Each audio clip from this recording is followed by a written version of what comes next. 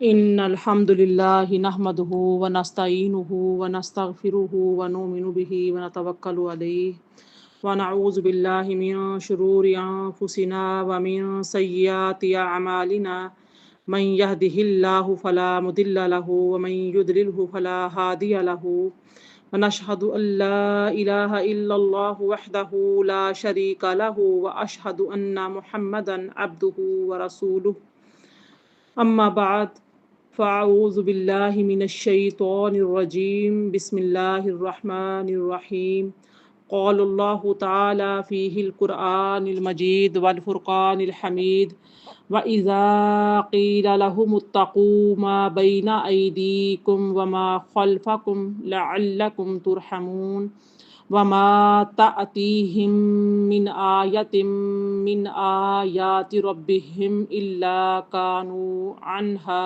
معرضين وإذا قيل لهم أنفقوا مما رزقكم الله قال الذين كفروا للذين آمنوا أنطعم من لو يشاء الله أطعمه إن أنتم إلا في ضلال مبين صدق اللہ العظیم۔ ترجمہ سماعت فرمائیں۔ اور جب ان سے کہا جاتا ہے کہ جو تمہارے آگے اور جو تمہارے پیچھے ہے اس سے ڈرو تاکہ تم پر رحم کیا جائے، اور ان کے پاس ان کے پروردگار کی کوئی نشانی نہیں آتی مگر اس سے منہ پھیر لیتے ہیں۔ اور جب ان سے کہا جاتا ہے کہ جو رزق خدا نے تم کو دیا ہے اس میں سے خرچ کرو، تو کافر مومنوں سے کہتے ہیں کہ بھلا ہم ان لوگوں کو کھانا کھلائیں جن کو اگر خدا چاہتا تو خود کھلا دیتا، تم تو صریح غلطی میں ہو۔ رب اشرح لی صدری ویسر لی امری واحلل عقدۃ من لسانی یفقہوا قولی اللہم فقہنا فی الدین وبک نستعین آمین یا رب العالمین۔ نہایت ہی قابل احترام میری پیاری بہنوں، السلام علیکم ورحمۃ اللہ وبرکاتہ۔ میں نے آپ کے سامنے سورہ یاسین کی آیت نمبر 45 سے 47 تک کی تلاوت کی ہے اور ترجمہ پیش کیا ہے۔ اس میں اللہ رب العزت نے یعنی کہ حکم ارشاد فرمایا کہ اور جب ان سے کہا جاتا ہے کہ جو تمہارے آگے اور جو تمہارے پیچھے ہے اس سے ڈرو تاکہ تم پر رحم کیا جائے۔ تو میرے پیارے بہنوں، یہاں پہ جو کفار تھے ان کے تکبر کا ذکر کیا جا رہا ہے کہ کافروں کی سرکشی، نادانی اور عناد، تکبر یہاں پر بیان کیا جا رہا ہے کہ جب ان سے گناہوں سے بچنے کو کہا جاتا ہے کہ جو کچھ کر چکے ان پر نادم ہو جاؤ، ان سے توبہ کر لو اور آئندہ کے لیے ان سے احتیاط کرو، تو اس سے اللہ تم پر رحم فرمائے گا اور تمہیں اپنے عذابوں سے بچا لے گا۔ تو اس پر کاربند ہوا تو ایک طرف اور منہ پھیر لیتے ہیں، کہتے ہیں کہ قرآن نے اس جملے کو یعنی کہ بیان نہیں فرمایا، کیونکہ جو اب دیکھا جائے جو میں نے اس سے پہلے آیت نمبر 46 میں جو تلاوت کی ہے اس کے بعد اس میں بھی اسی کا ذکر آ رہا ہے کہ اس پر وہ صاف طور پر دلالت کرتی ہے کہ اس میں سے کہ یہی ایک بات ہے کہ ان کی تو عادت ہو گئی ہے کہ اللہ کی ہر بات سے منہ پھیر لیں، نہ اس کی توحید کو مانتے ہیں، نہ رسولوں کو سچا سمجھتے ہیں، نہ ان میں غور و خوض کی عادت ہے، نہ ان میں قبولیت کا مادہ ہے، نہ نفع کو حاصل کرنے کی ملکہ ہے ان کے اندر۔ ان کو جب کبھی اللہ کی راہ میں خیرات کرنے کو کہا جاتا ہے کہ اللہ نے جو تمہیں دیا ہے اس میں فقراء، مساکین، محتاجوں کا حصہ بھی ہے، تو یہ جواب دیتے ہیں کہ اگر اللہ کا ارادہ ہوتا تو ان غریبوں کو خود ہی دے دیتا۔ جب اللہ ہی کا ارادہ انہیں دینے کا نہیں تو ہم اللہ کے ارادے کے خلاف کیوں کریں؟ تم جب ہمیں خیرات کی نصیحت کر رہے ہو اس میں بالکل غلطی پر ہو، یعنی کہ وہ نبی کریم صلی اللہ علیہ وسلم سے کہا کرتے تھے کہ جو آپ کہتے ہو کہ یتیموں، غریبوں، مساکینوں میں تقسیم کرے، اللہ کے مال میں سے اللہ ان کا حصہ دیں، تو کہتے تھے کہ اگر اللہ نے ان کو اس حال میں رکھا ہوا ہے، جب اللہ نے ان کو اس حال میں رکھا ہے تو ہم ان کو کیوں دیں، کیوں نوازیں؟ لہٰذا آپ جو ہیں یہ قرآن پاک کے اندر کوئی حکم نہیں ہے، آپ اپنے پاس سے باتیں گھڑ رہے ہیں، لہٰذا ایسی کوئی بات نہیں ہے تو ہم یہ چیز نہیں کریں گے۔ تو یعنی کہ تم جو ہمیں خیرات کی نصیحت کر رہے ہو اس میں بالکل غلطی پر ہو۔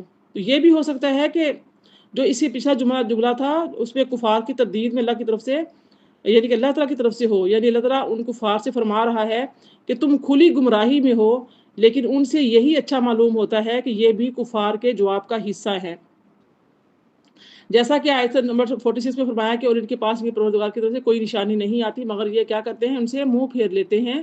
اور جب ان سے کہا جاتا ہے کہ جو رزق خدا نے تم کو دیا ہے اس میں سے خرچ کرو، تو کافر مومنوں سے کہتے ہیں کہ بھلا ہم ان لوگوں کو کھانا کھلائیں جن کو اگر خدا چاہتا تو خود کھلا دیتا، تم دوسری غلطی پر ہو، الٹا یہ کہا کرتے تھے۔ تو لہٰذا یہ کفار کا طریقہ ہوتا ہے کہ جب کسی مسکین کسی غریب پر خرچ کرنے کا وقت آئے تو انسان کہے کہ ہاں اللہ نے اس کو نہیں دیا تو ہم کیوں دیں، ٹھیک ہے۔ آگے دیکھیے آیت نمبر 48 ہے، فرمایا وَيَقُولُونَ مَتَىٰ هَٰذَا الْوَعْدُ إِن كُنتُمْ صَادِقِينَ مَا يَنظُرُونَ إِلَّا صَيْحَةً وَاحِدَةً تَأْخُذُهُمْ وَهُمْ يَخِصِّمُونَ فَلَا يَسْتَطِيعُونَ تَوْصِيَةً وَلَا إِلَىٰ أَهْلِهِمْ يَرْجِعُونَ۔ صدق اللہ العظیم۔ یہاں پہ دیکھیے ہماری جو ہے نا 40 یہاں پہ 7 سے دیکھیے 48 اور 49 50 تک میں نے تلاوت کی ہے۔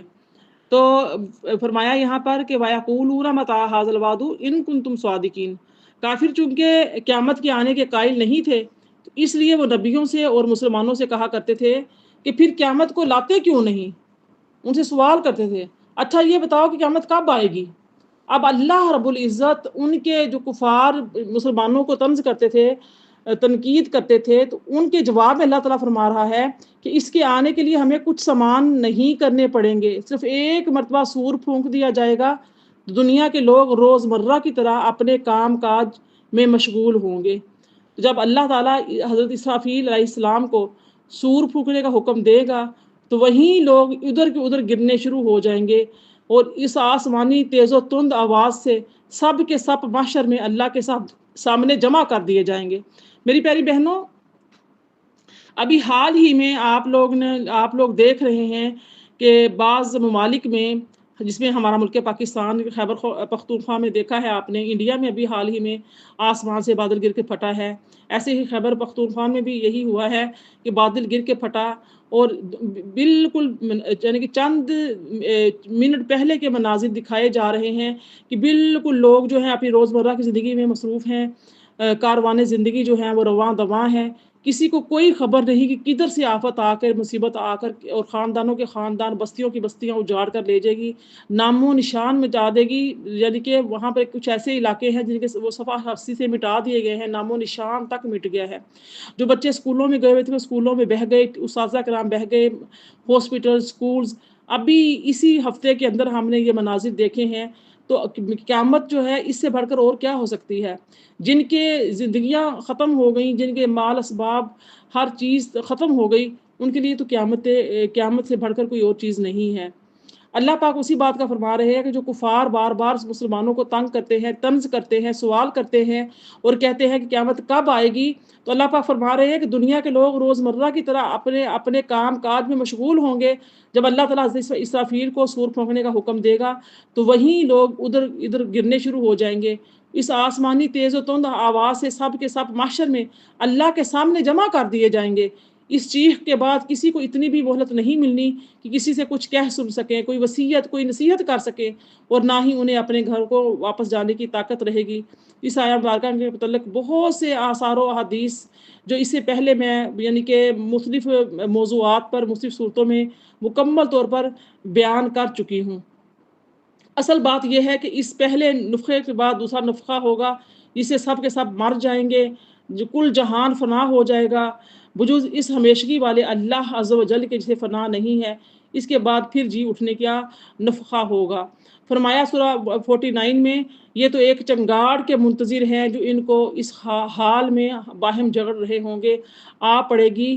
اور پھر آیت 50 میں فرمایا، یہاں پر ہمارے 3 رکوع بھی مکمل ہو رہے ہیں سورہ یاسین کے، فرمایا پھر نہ وصیت کر سکیں گے اور نہ اپنے گھر والوں میں واپس جا سکیں گے۔ جب موت کا فرشتہ آ جائے گا تو پھر کوئی وصیت کوئی نصیحت، کسی قسم کا کوئی کام کرنا چاہیں گے، کچھ بھی ہوگا تو کچھ بھی نہیں کر سکیں گے۔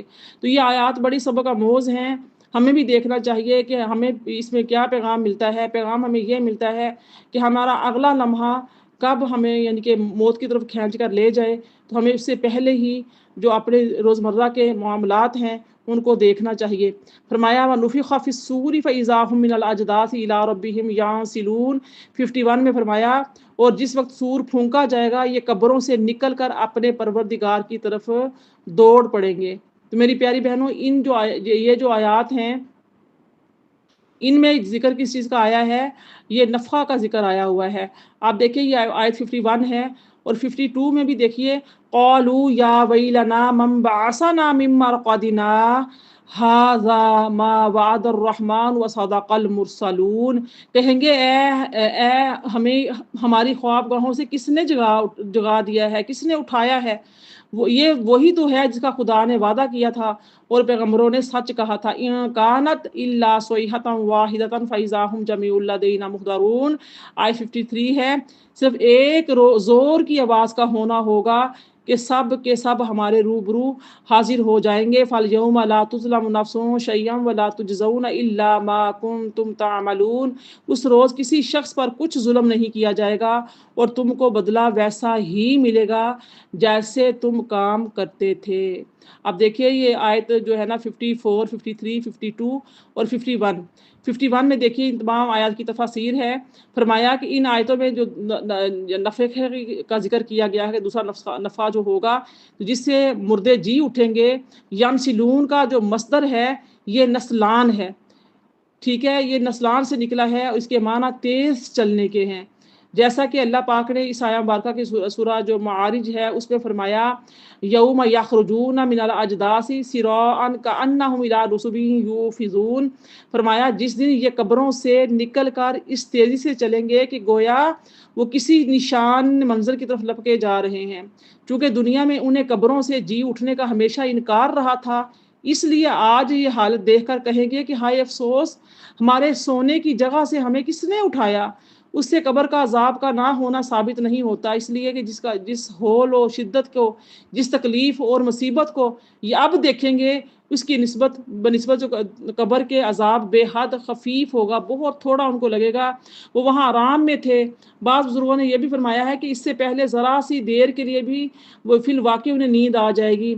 हज़रत कतादा फरमाते हैं कि पहले नुफ़्ख़ा और इस दूसरे नुफ़्ख़े के दरमियान ये सो जाएंगे, इसलिए अब उठकर यूं कहेंगे कि इसका जो यानी कि कहेंगे कि ये क्या हो गया है।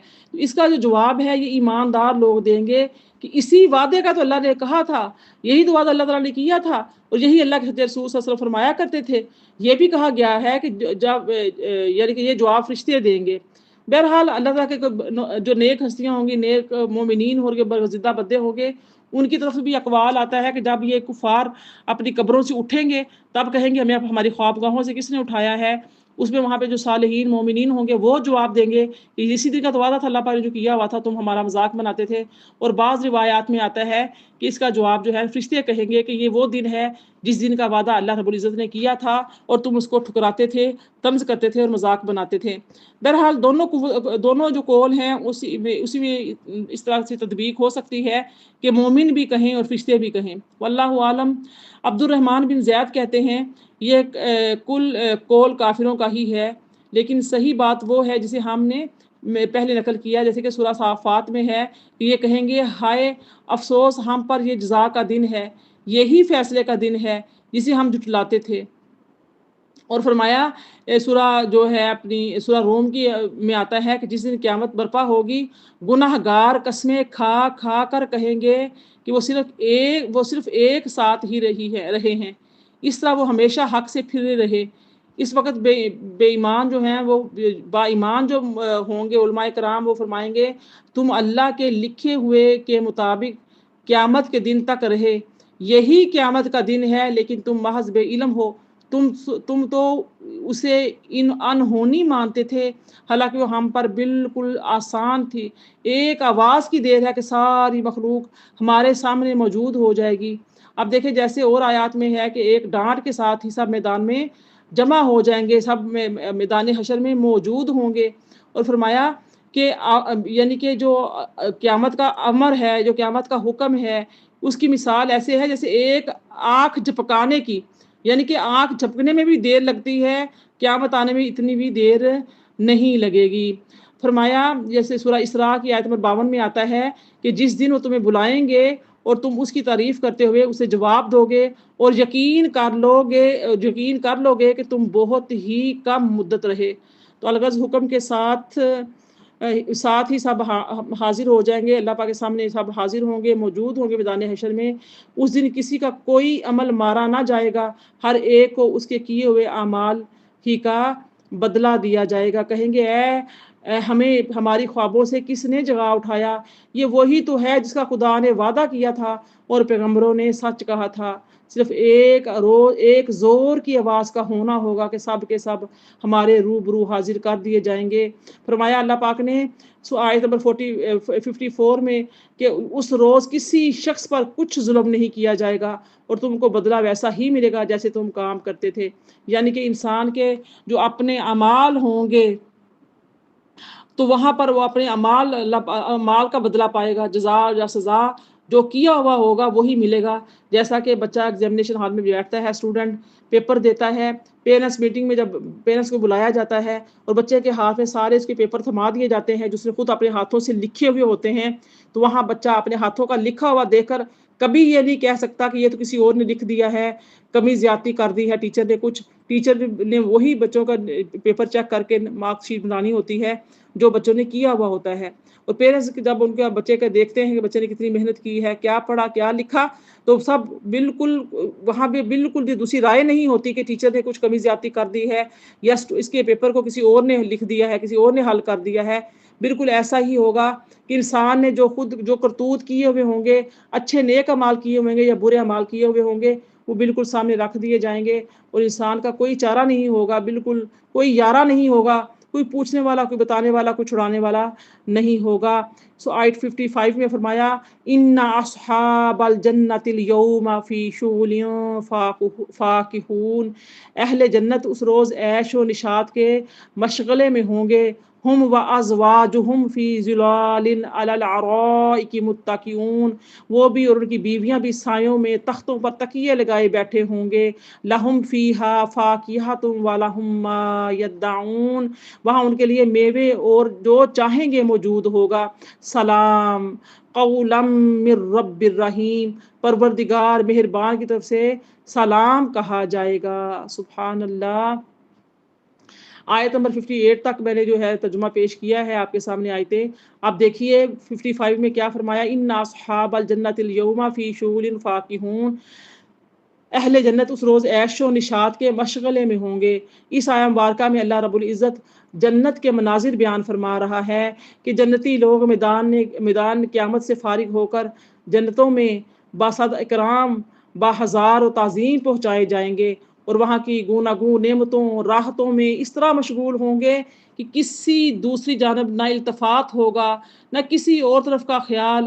یہ جہنم والوں سے بے فکر ہو جائیں گے، اپنی لذتوں اور مزوں میں منہمک ہو جائیں گے، اس قدر مسرور ہوں گے کہ ہر ایک چیز سے بالکل بیگانے ہو جائیں گے، بے خبر ہو جائیں گے، نہایت ہی حشاش بشاش ہوں گے، کسی قسم کا کوئی غم نہیں ہوگا، کوئی فکر نہیں ہوگا۔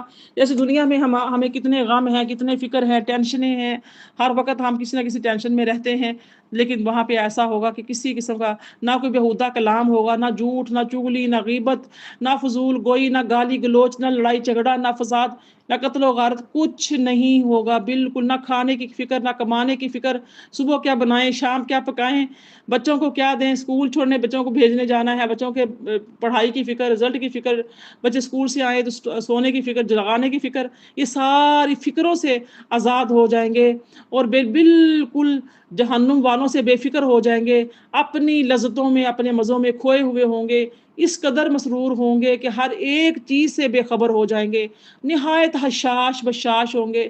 کنواری حوریں انہیں ملی ہوئی ہوں گی جن سے وہ لطف اندوز ہو رہے ہوں گے، طرح طرح کے راگنیاں اور خوشکن آوازیں دل فریبی سے ان کے دلوں کو لبھا رہی ہوں گی۔ ان کے ساتھ ہی اس لطف و سرور میں ان کی بیویاں اور ان کی حوریں بھی شامل ہوں گی۔ جنتی میوے دار درختوں کے ٹھنڈے اور گھنے سایوں میں بآرام تختوں پر تکیوں سے لگی بے غمی اور بے فکری کے ساتھ اللہ کی مہمانداری سے مزے اٹھا رہے ہوں گے۔ وہاں پر وہ بھی لوگ ہوں گے کہ حشر کے دن سارے افراتفری میں نفسا نفسی میں ہوں گے، اور کچھ لوگ جو اللہ تعالیٰ کی خاطر ایک دوسرے سے محبت کرنے والے تھے، ایک دوسرے سے ملنے والے تھے، اللہ کے ذکر کے اللہ تعالیٰ کے ذکر کے لیے جمع ہونے والے تھے۔ وہ گاؤ تکیے لگائے ہوئے اپنے بڑے ممبروں پہ بیٹھے ہوئے بڑے آرام و سکون سے بیٹھے ہوئے ہوں گے، اور پوچھنے والے پوچھیں گے کیا یہ کوئی نبی ہیں، کوئی شہید ہیں، یہ کون ہیں؟ بتایا جائے گا نہیں، یہ وہ لوگ ہیں جن کو آج کسی قسم کی کوئی فکر نہیں، کوئی غم نہیں ہے، یہ اللہ کی خاطر ایک دوسرے سے محبت کرتے تھے، اللہ تعالیٰ کے ذکر کے لیے جمع ہوتے تھے، آج ان کے لیے کسی قسم کا کوئی غم نہیں ہے۔ میری پیاری بہنوں، اللہ پاک ہمیں ایسے لوگوں میں شامل فرما دے، ہمارا ملنا، ہمارا اٹھنا بیٹھنا اللہ رب العزت کے لیے ہو، اللہ کے رسول کی محبت اس کے ذکر کے لیے ہو۔ فرمایا وہاں پر کیا ہوگا؟ جنتی میوے دار درختوں کے ٹھنڈے اور گھنے سایوں میں بآرام تختوں پر تکیوں سے لگے بے غمی اور بے فکری کے ساتھ اللہ کی مہمانداری سے مزے اٹھا رہے ہوں گے۔ اللہ رب العزت کے عرش کے سائے تلے دسترخوان لگے ہوئے ہوں گے، اور وہ بیٹھے مزے مزے کے جنتی کھانے کھا رہے ہوں گے۔ ادھر نفسا نفسی کا عالم ہوگا، دوزخ جو ہے وہ چنگاڑ رہی ہوگی، پکار رہی ہوگی، اللہ کے نافرمانوں کو اپنی طرف کھینچ رہی ہوگی، اور گناہ گار رو رہے ہوں گے۔ لیکن یہ اللہ کی خاطر ملنے والے، اللہ کی خاطر محبت کرنے والے، اللہ کے ذکر کے لیے جمع ہونے والے، اللہ کے دین کے لیے بھاگ دوڑ کرنے والے اللہ کے عرش کے نیچے بیٹھے ہوئے ہوں گے، اور ان کے اللہ تعالیٰ کی مہمانداری کے مزے اٹھا رہے ہوں گے۔ ہر قسم کے میوے بکثرت ان کے پاس موجود ہوں گے، اور بھی جس چیز کو جی چاہے، جو خواہش ہو، پوری ہو جائے گی۔ سنن ابن ماجہ کی کتاب الزہد میں ہے، اور ابن ابی حاتم میں ہے کہ رسول اللہ صلی اللہ علیہ وآلہ وسلم نے فرمایا کہ تم میں سے کوئی اس جنت میں جانے کا خواہش مند اور اس کے لیے تیاریاں کرنے والا اور مستعدی ظاہر کرنے والا ہے؟ آپ سوال فرما رہے ہیں جس میں کوئی خوف خطر نہیں۔ رب کعبہ کی قسم، وہ سراسر نور ہی نور ہے، اس کی تازگیاں بے حد ہے، اس کا سبزہ لہلہا رہا ہے، اس کے بالا خانے مضبوط، بلند اور پختہ ہیں، اس کی نہریں بھری ہوئی اور بہہ رہی ہیں، اس کے پھل ذائقے دار، پکے اور بکثرت ہیں، اس میں خوبصورت نوجوان حوریں ہیں، ان کے لباس ریشمی اور بیش قیمت ہیں، ان کی نعمتیں ابدی اور لازوال ہیں، وہ سلامتی کا گھر ہے، وہ سبز اور تازے پھلوں کا باغ ہے، اس کی نعمتیں بکثرت اور عمدہ ہیں، اس کے محلات بلند و بالا اور مزین ہیں۔ یہ سن کر جتنے صحابہ تھے سب نے کہا حضور صلی اللہ علیہ وآلہ وسلم، ہم اس کے لیے تیاری کرنے ہیں، یا رسول اللہ ہم تیاری کرتے ہیں، ہم تیاری کرنے اور اس کے حاصل کرنے کی کوشش کرنے والے ہیں۔ آپ نے فرمایا انشاءاللہ کہو۔ میری پیاری بہنوں، آپ بھی انشاءاللہ کہو کہ ہم بھی ان جنتوں کی اس نعمتوں کو پانے کے لیے جو میں نے آپ کے سامنے ذکر کی ہیں، ہم بھی ان کی تیاری کریں گے، ہم بھی ان کو حاصل کرنے کی کوشش کریں گے۔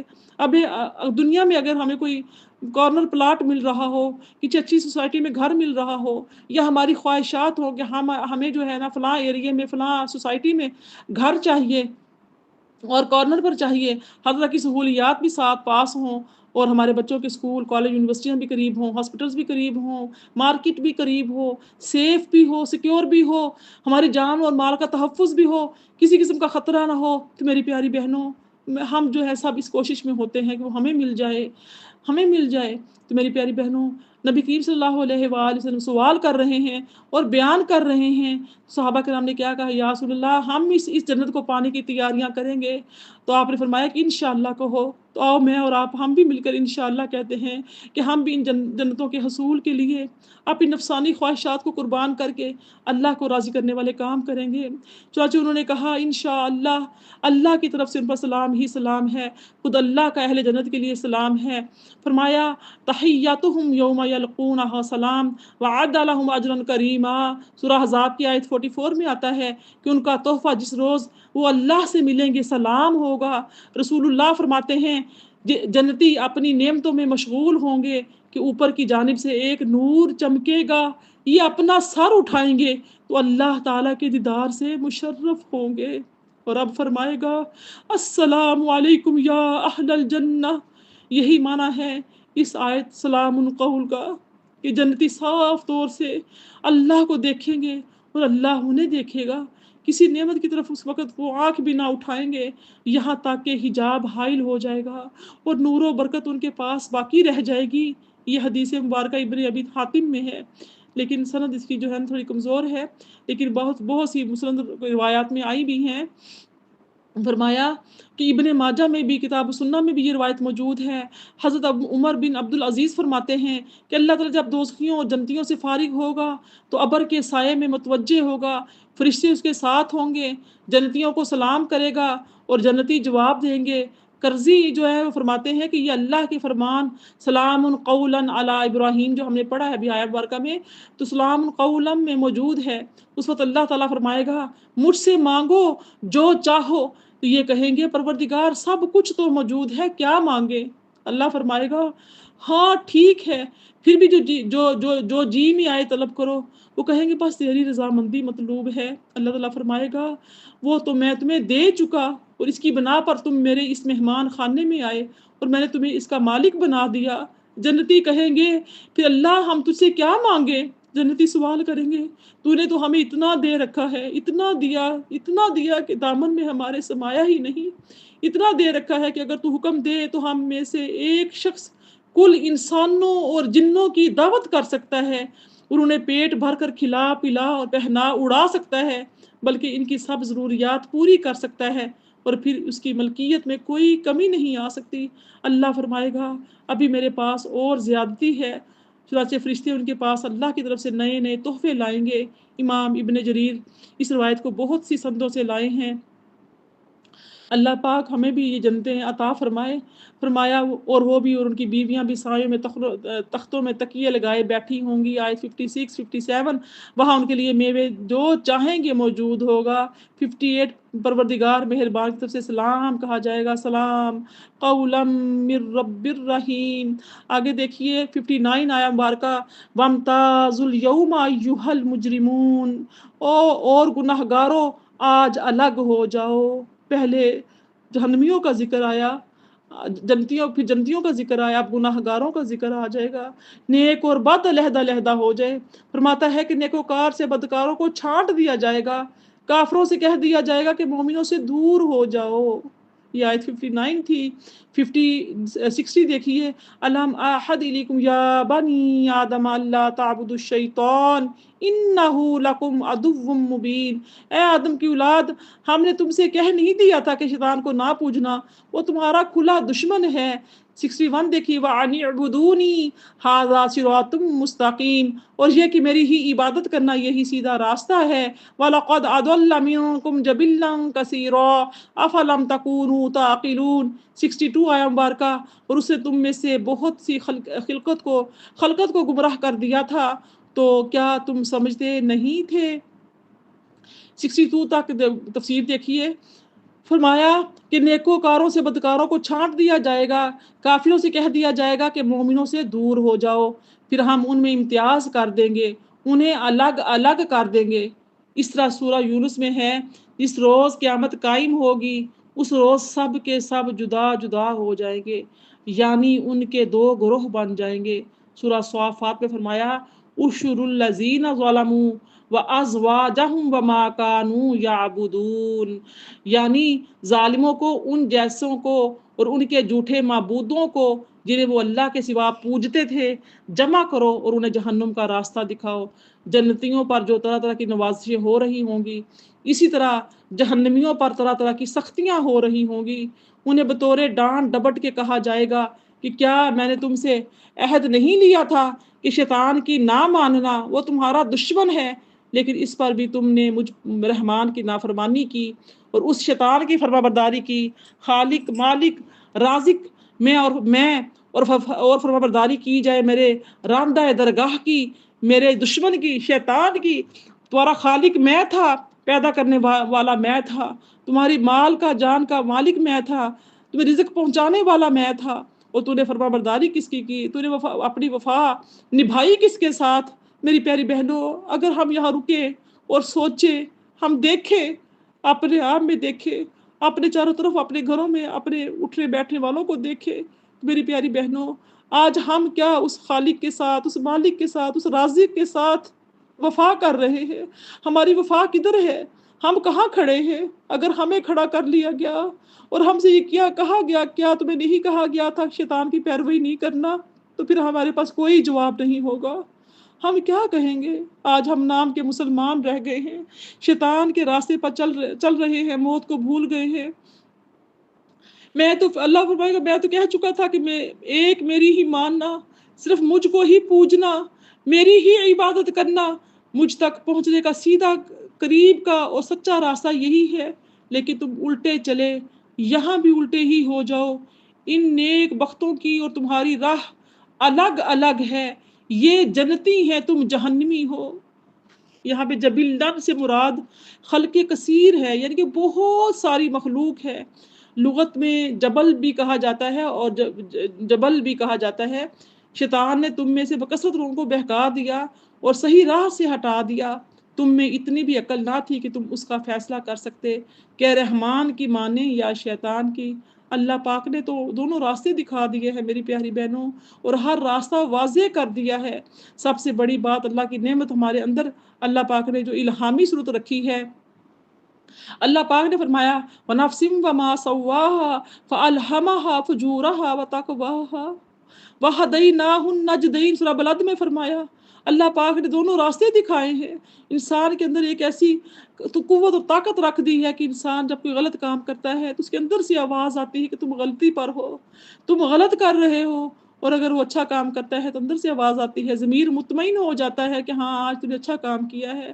تو میری پیاری بہنوں، اب ہم دیکھیں گے کہ اللہ کی عبادت کرنی ہے یا مخلوق کی عبادت کرنی ہے، اس کے شیطان کی، اس کے دشمن کی عبادت کرنی ہے۔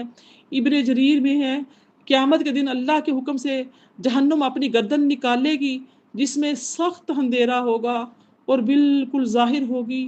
وہ بھی کہے گی اے انسانوں، کیا اللہ تعالیٰ نے تم سے وعدہ نہیں لیا تھا کہ تم شیطان کی عبادت نہ کرنا؟ وہ تمہارا ظاہری دشمن ہے اور میری عبادت کرنا یہ سیدھی راہ ہے۔ اس نے تم میں سے اکثروں کو گمراہ کر دیا، کیا تم سمجھتے نہ تھے؟ اے گناہ گارو، آج تم جدا ہو جاؤ۔ اس وقت نیک اور بد الگ الگ ہو جائیں گے، ہر ایک گھٹنوں کے بل گر پڑے گا، ہر ایک کو اس کے نامہ اعمال کی طرف بلایا جائے گا۔ آج ہی بدلہ دیے جاؤ گے، جو کر کے آئے ہو وہ تمہیں مل کر رہے گا۔ اے آدم کی اولاد، ہم نے تم سے کہہ نہیں دیا تھا کہ شیطان کو نہ پوجنا، وہ تمہارا کھلا دشمن ہے، اور یہ کہ میری ہی عبادت کرنا یہی سیدھا رستہ ہے۔ آگے دیکھیے آیت نمبر 63، ہی جہنم التی کنتم توعدون، یہی وہ جہنم ہے جس کی تمہیں خبر دی جاتی ہے۔ 64 دیکھیے، اصلوها اليوم بما کنتم تکفرون، سو جو تم کفر کرتے رہے ہو اس کے بدلے آج ہی اس میں داخل ہو جاؤ۔ الیوم نختم علی افواہہم وتکلمنا ایدیہم وتشہد ارجلہم بما کانوا یکسبون، آج ہم ان کے منہوں پر مور لگا دیں گے اور جو کچھ یہ کرتے رہے تھے ان کے ہاتھ ہم سے بیان کر دیں گے اور ان کے پاؤں اس کی گواہی دیں گے۔ وَلَوْ نَشَاءُ لَطَمَسْنَا عَلَىٰ أَعْيُنِهِمْ فَاسْتَبَقُوا الصِّرَاطَ فَأَنَّىٰ يُبْصِرُونَ، اور اگر ہم چاہیں تو ان کی آنکھوں کو مٹا کر اندھا کر دیں، پھر یہ رستے کو دوڑے تو کہیں دیکھ نہ سکیں گے۔ وَلَوْ نَشَاءُ لَمَسَخْنَاهُمْ عَلَىٰ مَكَانَتِهِمْ فَمَا اسْتَطَاعُوا مُضِيًّا وَلَا يَرْجِعُونَ۔ یہاں پہ آیت 67 ہے اور 4 رکوع مکمل ہو رہے ہیں۔ ترجمہ سماعت فرمائیے، اور اگر ہم چاہیں تو ان کی جگہ پر ان کی صورتیں بدل دیں، پھر وہاں سے نہ آگے جا سکیں گے اور نہ پیچھے لوٹ سکیں گے۔ یہاں پر میں نے آپ کے سامنے 67 تک کی آیتوں کا ترجمہ پیش کیا ہے۔ 63 سے 67 تک کی جو تفسیر ہے وہ ایک ہی ہے۔ اب جو ہے جہنمیوں کے جو اعضاء ہوں گے ان کی گواہی کا ذکر ہے کہ ہی جہنم التی کنتم توعدون، یہی وہ جہنم ہے جس کی تمہیں خبر دی جاتی ہے۔ اب جہنم بھڑکتی ہوئی، شعلے مارتی ہوئی، چیختی ہوئی اور چلاتی ہوئی سامنے آئے گی، اور کفار سے کہا جائے گا کہ یہی وہ جہنم ہے جس کا ذکر میرے رسول کیا کرتے تھے، جس سے وہ ڈرایا کرتے تھے اور تم انہیں جھٹلاتے تھے۔ لو اب اپنے اس کفر کا مزہ چکھو، اٹھو اس میں کود پڑو۔ تو اس آیت میں ہے یوم یدعون، جس دن یہ جہنم کی طرف دھکیلے جائیں گے اور کہا جائے گا یہی وہ دوزخ ہے جس کا انکار کرتے رہے، بتاؤ تو یہ جادو ہے یا تم اندھے ہو گئے ہو؟ قیامت والے دن جب یہ کفار اور منافقین اپنے گناہوں کا انکار کریں گے اور اس پر قسمیں کھا لیں گے تو اللہ ان کی زبانوں کو بند کر دے گا اور ان کے بدن کے اعضاء سچی سچی گواہی دینا شروع کر دیں گے۔ حضرت انس فرماتے ہیں رضی اللہ تعالی عنہ کہ ہم حضور صلی اللہ علیہ وسلم کے پاس تھے کہ آپ یکا یک ہنسے اور اس قدر ہنسے کہ مسوڑے کھل گئے۔ پھر ہم سے دریافت کرنے لگے کہ جانتے ہو میں کیوں ہنسا؟ آپ نے کہا اللہ اور اس کا رسول اللہ صلی اللہ علیہ وسلم ہی خوب جانتے ہیں۔ فرمایا بندہ جو اپنے رب سے قیامت کے دن جھگڑا کرے گا اس پر کہے گا باری تعالیٰ کیا تو نے مجھے ظلم سے بچایا نہ تھا؟ اللہ فرمائے گا ہاں، تو یہ کہے گا بس پھر میں کسی گواہ کی گواہی اپنے خلاف منظور نہیں کروں گا، بس میرا اپنا بدن تو میرا ہے، باقی سب میرے دشمن ہیں۔ اللہ فرمائے گا اچھا یوں ہی صحیح، تو ہی اپنا گواہ صحیح اور میرے بزرگ فرشتے گواہ صحیح۔ اب اس وقت زبان پر مہر لگا دی جائے گی اور اعضائے بدن سے فرمایا جائے گا بولو تم خود گواہی دو کہ تم سے اس نے کیا کام لیے۔ وہ صاف کھول کھول کر سچ سچ ایک ایک بات بتا دیں گے۔ پھر اس کی زبان کھول دی جائے گی تو یہ اپنے بدن کے جوڑوں سے کہے گا تمہارا ستیہ ناس ہو جائے، تم ہی میرے دشمن بن بیٹھے ہو، میں تو تمہارے ہی بچاؤ کی کوشش کر رہا تھا اور تمہارے ہی فائدے کے لیے حجت بازی کر رہا تھا۔ نسائی کی ایک اور حدیث مبارکہ میں آتا ہے، سنن نسائی میں ہے، تمہیں اللہ کے سامنے بلایا جائے گا جب کہ زبان بند ہوگی، سب سے پہلے رانوں یعنی کہ ہمارے جو تھائیز ہوتے ہیں اور ہتھیلیوں سے سوال ہوگا۔ قیامت کی ایک طویل حدیث میں ہے کہ پھر تیسرے موقع پر اس سے کہا جائے گا کہ تو کیا ہے؟ یہ کہے گا تیرا بندہ ہوں، تجھ پر تیرے نبی صلی اللہ علیہ وسلم پر تیری کتاب پر ایمان لایا تھا، روزے نماز زکوٰۃ وغیرہ کا پابند تھا اور بھی بہت سی اپنی نیکیاں بیان کر جائے گا۔ اس وقت اسے کہا جائے گا کہ اچھا ٹھہر جا ہم گواہ لاتے ہیں۔ یہ سوچتا ہی ہوگا کہ گواہی میں کون پیش کیا جائے گا۔ یکا یک اس کی زبان بند کر دی جائے گی اور اس کے ران سے کہا جائے گا یعنی کہ جو تھائیس ہوتے ہیں ان سے کہا جائے گا کہ تو گواہی دے۔ اب ران اور ہڈیاں اور گوشت بول پڑیں گے، اس منافق کے سارے نفاق کو اور تمام پوشیدہ اعمال کو کھول کر رکھ دے گا۔ یہ سب اس لیے ہوگا کہ پھر اس کی حجت باقی نہ رہے اور اس کا عذر ٹوٹ جائے، چونکہ رب اس پر ناراض تھا اس لیے اس سے سختی سے باز پرس ہوگی۔ یہ ابو داؤد میں ہے۔ حدیث میں ہے کہ منہ پر مہر لگنے کے بعد سب سے پہلے انسان کے بائیں ران بولے گی۔ حضرت ابو موسیٰ اشعری فرماتے ہیں کہ قیامت کے دن اللہ تعالیٰ مومن کو بلا کر اس کے گناہ اس کے سامنے پیش کر کے فرمائے گا کہو یہ ٹھیک ہے؟ یہ کہے گا ہاں اللہ سب درست ہے، بے شک مجھ سے خطائیں سرزد ہوئی ہیں۔ اللہ فرمائے گا اچھا ہم نے سب بخش دی، لیکن یہ گفتگو اس طرح ہوگی کہ کسی ایک کو بھی اس کے متعلق علم نہ ہوگا، اس کا ایک گناہ بھی مخلوق میں سے کسی پر ظاہر نہ ہوگا۔ اب اس کی نیکیاں لائی جائیں گی اور انہیں کھول کھول کر ساری مخلوق کے سامنے جتا جتا کر رکھ دی جائیں گی۔ اے ستار العیوب، اے غفار الذنوب، تو ہم گناہ گاروں کی پردہ پوشی کر اور ہم مجرموں سے درگزر فرما۔ اللہ تعالیٰ سے دعا ہے کہ اللہ تعالیٰ اس دن ہمیں رسوا اور ذلیل نہ کر اور اپنی دامن رحمت میں ڈھانپ لے۔ اے ذرہ نواز اللہ عز و جل اپنی بے پایہ بخشش کی موسلادھار بارش کا ایک قطرہ ادھر بھی برسا دے اور ہمارے تمام گناہوں کو دھو ڈال۔ پروردگار ایک نظر رحمت ادھر بھی، مالک الملک ہم پر تیری چشم رحمت کے منتظر ہیں۔ اے غفور الرحیم، اے اللہ کیا تیرے در سے بھی کوئی سوالی خالی جھولی لے کر نا امید کر آج تک لوٹا ہے؟ رحم کر میرے مولا، رحم کر۔ اے مالک و خالق رحم کر، اپنے انتقام سے بچا، اپنے غصے سے نجات دے، اپنی رحمتوں سے نواز دے، اپنے عذابوں سے چھٹکارا دے، اپنی جنت میں پہنچا دے، اپنے دیدار سے مشرف فرما، آمین۔ میری پیاری بہنوں، منافقوں کا ذکر ہے۔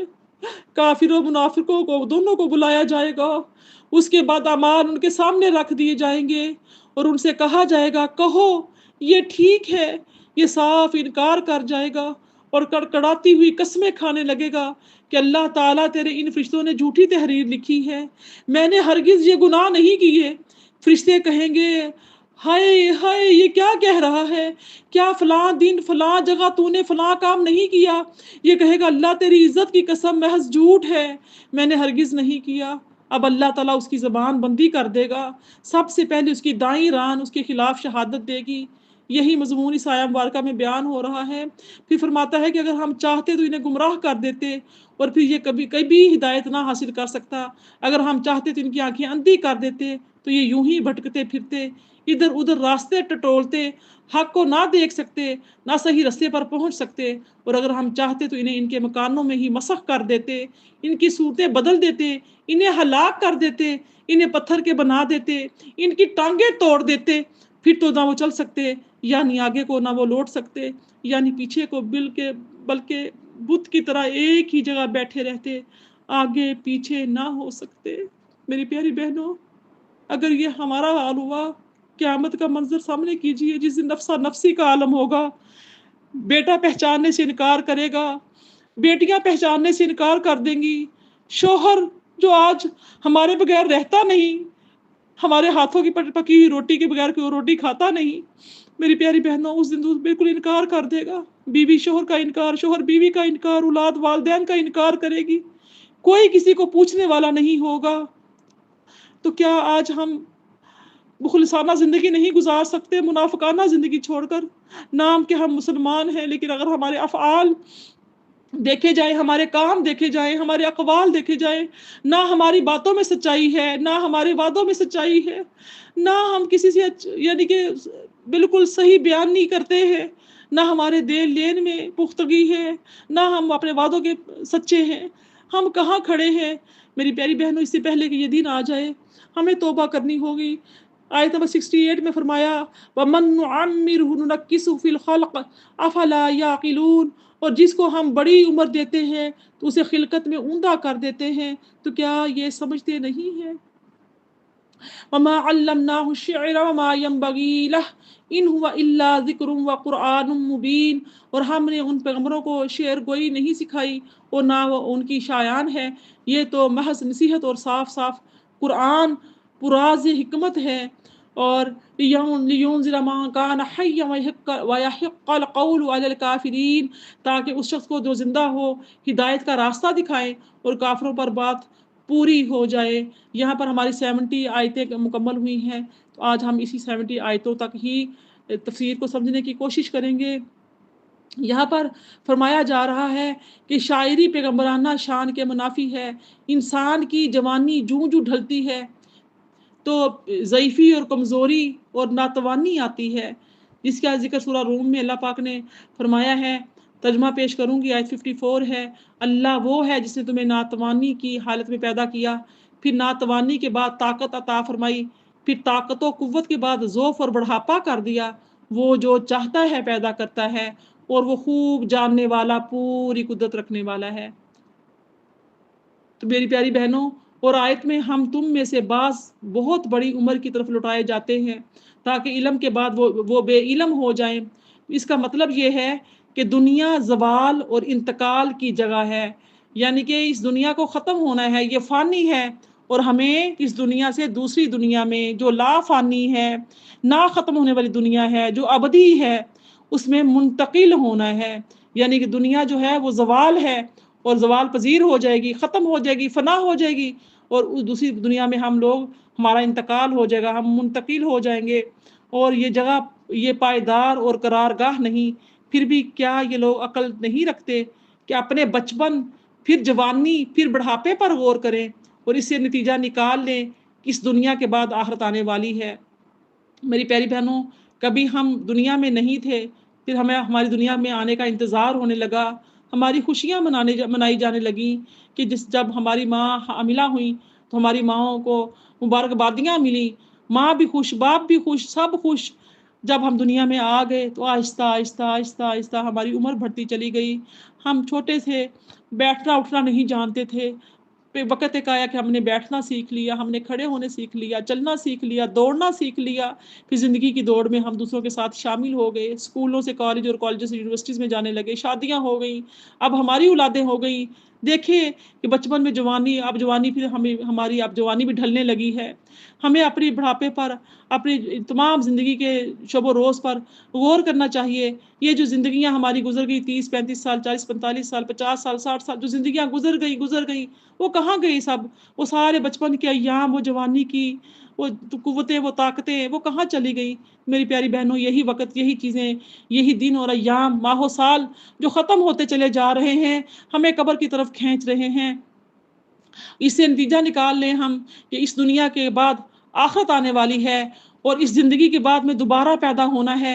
پھر فرمایا، نہ تو میں نے اپنے پیغمبر کو شاعری سکھائی، نہ شاعری اس کے شایان شان، نہ اسے شعر گوئی سے محبت، نہ شعر اشعار کی طرف اس کی طبیعت کا میلان ہے۔ تو میری پیاری بہنوں، جو وہ کہتے تھے کہ یہ تو شاعر ہے، یہ تو مجنون ہے، یہ دیوانہ ہے، یہ جادوگر ہے، یہ ساحر ہے، نعوذ باللہ، یہ تو اپنے پاس سے گھڑ لایا ہے، اس کی بات یہاں پر ہو رہی ہے۔ فرمایا کہ یہ شاعری تو اس کی شایان شان ہی نہیں ہے، اس کا ثبوت آپ کی زندگی میں نمایاں طور پر ملتا ہے کہ کسی کا شعر پڑھتے تھے تو صحیح طور پر ادا نہیں ہوتا تھا یا پورا یاد نہیں نکلتا تھا۔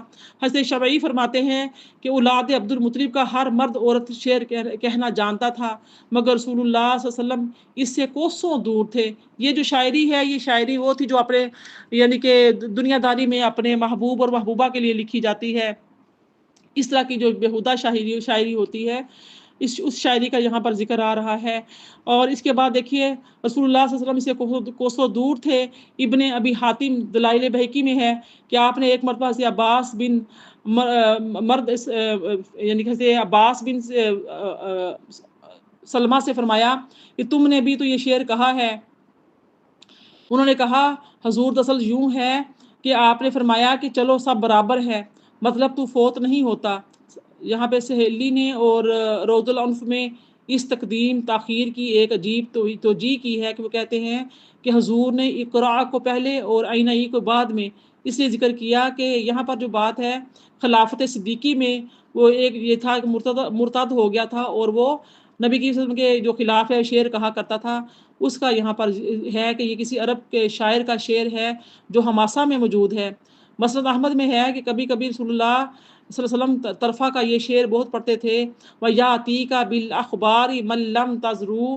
اس کا پہلا مصرع یہ ہے کہ سَتَبْدِيلَكَ الْأَيَّامُ مَا كُنتَ جَاهِلًا، یعنی زمانہ تجھ پر وہ امور ظاہر کر دے گا جن سے تو بے خبر ہے، اور تیرے پاس ایسا شخص خبریں لائے گا جسے تو نے توشہ نہیں دیا۔ حضرت عائشہ سے سوال کیا کہ حضور صلی اللہ علیہ وسلم شعر پڑھتے تھے، تو آپ نے جواب دیا کہ سب سے زیادہ بغض آپ کو شعروں سے تھا۔ ہاں، کبھی کبھی بنو قیس والے کا کوئی شعر پڑھتے، لیکن اس میں بھی غلطی کرتے، تقدیم تاخیر کر دیا کرتے۔ حضرت ابو بکر رضی اللہ تعالیٰ فرماتے ہیں کہ حضور صلی اللہ علیہ وسلم یوں نہیں ہیں، تو آپ فرماتے ہیں، نہ شاعر ہوں نہ شعر گوئی میرے شایان شان ہیں۔ ابن ابی حاتم میں آیا ہے۔ دوسری روایت میں ہے کہ شعر اور آگے پیچھے کا ذکر بھی ہے، یعنی وَيَأْتِيكَ بِالْأَخْبَارِ مَا لَمْ تَزُودْ کو آپ نے مَن لَّم تَزُودُ الْأَخْبَارِ پڑھا ہے، یعنی کہ بہیقی کی ایک روایت میں یہ آتا ہے کہ پورا شعر کبھی آپ نے نہیں پڑھا، زیادہ سے زیادہ ایک مصرع پڑھ لیتے تھے۔ صحیح حدیث میں ہے کہ حضور صلی اللہ علیہ وسلم نے خندق کھودتے ہوئے حضرت عبداللہ بن رواحہ کے اشعار پڑھے، سو یاد رہے کہ آپ کا یہ پڑھنا صحابہ کے ساتھ تھا۔ وہ اشعار تھے جن کا ترجمہ میں پیش کرتی ہوں کہ حضور لفظ ابینا کو کھینچ کر پڑھتے اور سارے ہی بلند آواز سے پڑھتے۔ ترجمہ یہ ہے کہ ان اشعار کا یہ ہے کہ کوئی غم نہیں اگر تو نہ ہوتا تو ہم ہدایت یافتہ نہ ہوتے، نہ صدقے دیتے اور نہ نمازیں پڑھتے، ہم پر تسکین نازل فرما، اب تو ہم پر تسکین نازل فرما۔ یعنی کہ صحابہ کرام جو کون تھے، حضرت عبداللہ بن رواحہ یہ اشعار پڑھا کرتے تھے، تو ان کے ساتھ نبی کریم نے بھی یہ اشعار پڑھے، اور یہ کہتے یعنی کہ نبی کی کی شان میں کہہ رہے ہیں کہ یا رسول اللہ صلی اللہ علیہ وسلم اگر آپ نہ ہوتے تو ہم جو ہیں ہم ہدایت یافتہ نہ ہوتے، اور نہ ہم صدقے دیتے، نہ ہم نمازیں پڑھتے، اب تو ہم مسکین پر تسکین نازل فرمائیں، جب دشمنوں سے لڑائی چھڑ جائے تو ہمیں ثابت قدمی عطا فرمائیں۔ یہی لوگ ہم پر سرکشی کرتے ہیں، ہاں جب کبھی فتنے کا ارادہ کرتے ہیں تو ہم انکار کرتے ہیں۔ اسی طرح ثابت ہے کہ حنین والے دن آپ نے اپنے خچر کو دشمنوں کی طرف بڑھاتے ہوئے فرمایا، انا النبی لا کاذب انا ابن عبد المطلب۔ اس کی بابت یہ یاد رہے کہ اتفاقیہ ایک کلام آپ کی زبان سے نکل گیا جو وزن شعر پر اترا، نہ کہ قصدن آپ نے شعر کہا۔ حضرت جندب بن عبداللہ فرماتے ہیں کہ حضور صلی اللہ علیہ وسلم کے ساتھ ایک غار میں تھا، آپ کی انگلی زخمی ہو گئی تھی، تو آپ نے فرمایا حل انتا الاسباح دمیت فی سبیل اللہ ما لقیت، یعنی تو ایک انگلی تو ہے اور تو راہ اللہ میں خون آلود ہوئی ہے، یہ بھی اتفاقیہ ہے قصدن نہیں۔ اس طرح ایک حدیث میں آتا ہے کہ آپ صلی اللہ علیہ وسلم نے ایک اور شعر پڑھا جس کا ترجمہ ہے کہ یعنی اے اللہ تو جب بخشے تو ہمارے سبھی کے سب گناہ بخش دے، ورنہ یوں تو تیرا کوئی بندہ نہیں جو چھوٹی چھوٹی لغزشوں سے بھی پاک ہو۔ بس یہ سب کی سب اس آیا کی منافی نہیں ہیں، کیونکہ اللہ کی تعلیم آپ کو شعر گوئی کی نہ تھی، بلکہ رب العالمین نے آپ کو قرآن عظیم کی تعلیم دی تھی، جس کے پاس بھی باطل پھٹک نہیں سکتا تھا۔ قرآن حکیم کی یہ پاک نظم شاعری یہ منزلوں سے دور ہے۔ اس طرح کہانت اور گھڑ لینے اور اس جادو کے کلمات جیسے کہ کفار کے مختلف گروہوں مختلف بولیاں بولتے تھے، آپ تو طبیعت یعنی کہ یہ جو طبیعت تھی آپ کی یہ ان لسانی صنعتوں سے معصوم تھی۔ ابو داؤد میں ہے کہ نبی صلی اللہ علیہ وسلم نے فرمایا میرے نزدیک یہ تینوں باتیں برابر ہیں، تریاک کا پینا، گنڈے کا لٹکانا اور شعر بنانا۔ حضرت عائشہ صدیقہ رضی اللہ تعالیٰ فرماتی ہیں کہ شعر گوئی سے آپ کو طبعاً نفرت تھی، دعا میں آپ کو جامع کلمات پسند آتے تھے اور اس کے سوا چھوڑ دیتے تھے۔ احمد اور ابو داؤد میں ہے کہ کسی کا پیٹ پیپ سے بھر جانا اس کے لیے شعروں سے بھر لینے سے بہتر ہے۔ ابو داؤد مسند احمد کی ایک غریب حدیث میں ہے کہ جس نے عشاء کی نماز کے بعد کسی شعر کا ایک مصرع بھی باندھا اس کی اس رات کی نماز نامقبول ہوگی۔ یہ یاد رہے کہ شعر گوئی کی قسمیں ہیں، یہ تو مشرکوں کی ہجوں میں شعر کہنے مشروع ہیں۔ حسان بن ثابت رضی اللہ تعالیٰ عنہ، حضرت کعب بن مالک، حضرت عبداللہ بن رواحہ، یہ جو اکابرین صحابہ نے کفار کے یعنی کہ نبی صلی اللہ علیہ وسلم کی دفاع میں کفار کے جو کفار شاعری کرتے تھے آپ کے خلاف، نبی صلی اللہ علیہ وسلم کے خلاف شاعری کرتے تھے، تو مقابلے میں بھی صحابہ کرام نبی صلی اللہ علیہ وسلم کی شان میں نعتیں لکھتے تھے، شاعری لکھتے تھے، جس کو نبی صلی اللہ علیہ وسلم جو ہیں وہ سنا کرتے تھے بیٹھ کر۔ باقاعدہ طور پہ ان صحابہ کو اونچے ممبر پر بٹھایا جاتا، ان کو اسٹیج جا کر بٹھایا جاتا، اور آپ صلی اللہ علیہ وسلم آپ کے صحابہ جو تھے وہ حضرت حسان بن ثابت، حضرت کعب بن مالک اور حضرت عبداللہ بن رواحہ ایسے جو اکابرین صحابہ تھے ان سے پھر اشعار سنتے، کیونکہ ان اشعار میں نبی صلی اللہ علیہ وسلم کی صحیح شان بیان کی جاتی اور کفار کے شاعری کا جواب دیا جاتا۔ اس طرح سے امیہ بن سلط کے اشعار کی بابت فرمان رسول صلی اللہ علیہ وسلم ہے کہ اس کے شعر تو ایمان لا چکے ہیں، یعنی لیکن اس کا دل کافر ہی رہا۔ تو ایک صحابی نے آپ کو امیہ کے 100 بیت سنائے، تو ہر بیت کے بعد آپ فرماتے تھے اور کہو۔ ابو داؤد میں حضور کا ارشاد ہے کہ بعض بیان مثل جادو کے ہیں اور بعض شعر سراسر حکمت والے ہیں، پس فرمان ہے کہ جو کچھ ہم نے انہیں سکھایا وہ سراسر ذکر اور نصیحت اور واضح صاف اور روشن قرآن ہے، جو شخص ذرا سا بھی غور کرے اس پر یہ کھل جاتا ہے تاکہ روئے زمین پر جتنے لوگ موجود ہیں یہ ان سب کو آگاہ کر دیں اور ڈرا دیں، جیسے فرمایا لِأُنذِرَكُم بِهِ وَمَن بَلَغَ، سورہ انعام کی آیت 19 میں آتا ہے تاکہ میں تمہیں اس کے ساتھ ڈراؤں اور جسے بھی یہ پہنچ جائے، اور آیت میں ہے وَمَن يَكْفُرْ بِهِ مِنَ الْأَحْزَابِ فَالنَّارُ مُوعِدُهُ، سورہ ہود کی آیت 17 میں آتا ہے یعنی جماعتوں میں سے جو بھی اسے نہ مانے وہ سزاوار دوزخی ہے۔ ہاں اس قرآن سے اور نبی صلی اللہ علیہ وسلم کے فرمان سے اثر وہی لیتا ہے جو زندہ دل اور اندرونی نور والا ہو، عقل و بصیرت رکھتا ہو۔ عذاب کا قول تو کافروں پر ثابت ہے، پس قرآن مومنوں کے لیے رحمت اور کافروں پر اتمام حجت ہے۔ وما علیہ الا البلاغ المبین۔ آج کے لیے اتنا ہی۔ آج ہماری ماشاءاللہ اللہ پاک کی دی ہوئی توفیق سے 70 آیات مکمل ہو چکی ہیں۔ انشاءاللہ بشرط زندگی بشرط صحت آئندہ انشاءاللہ ہم سورہ یاسین کو مکمل کرنے کی سعادت حاصل کریں گے۔ اللہ پاک سے دعا ہے کہ اللہ رب العزت ہمارے ایسے اعمال کر دے کہ ہم جنتیوں میں شامل ہو جائیں۔ اللہ پاک کا دیدار، اللہ کے نبی کی شفاعت ہمیں نصیب ہو جائے۔ اللہ پاک ہمیں اپنی رحمت سے بخش لے۔ اللہ پاک ہمارے گناہوں سے درگزر فرمائے۔ اللہ پاک ہمیں ہماری اولادوں کو اچھی اور نیک صحبتیں، صالحین کی صحبتیں نصیب فرمائے۔ آمین یا رب العالمین۔ ربنا تقبل منا انک انت السمیع العلیم وتب علینا انک انت التواب الرحیم۔